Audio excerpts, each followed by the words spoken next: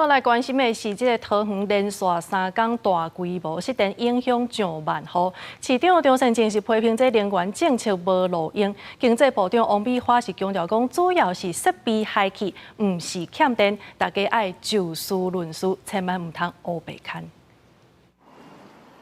透早我要8点的时阵，桃园市阁传出失电，即个是龙潭区中正路、中兴路迄块咧啊，还有三林里、大白里甲民友路，拢发生规线跳起。 分别造成5332户、4605户，又阁有正万户停电，台电是派人赶紧去修理。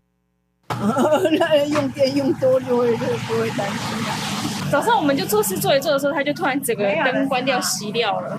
如果一直跳电，就会很不方便了。桃园连续3天发生大规模的停电，这桃园市民是真不满，拢去蔡英文总统的人面前闹话，批评桃园又阁停电啊！要起电钱阁要停电，这是虾米款的政府？ 经济部长王美花嘛，去互立委质询有关桃园大停电的代志。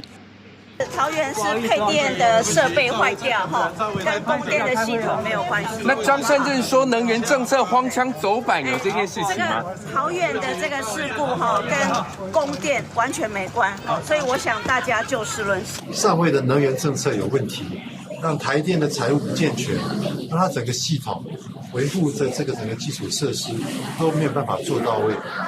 桃园市长张善政嘛批评讲，台电小连续的事故已经唔是单一事件，是系统性的问题。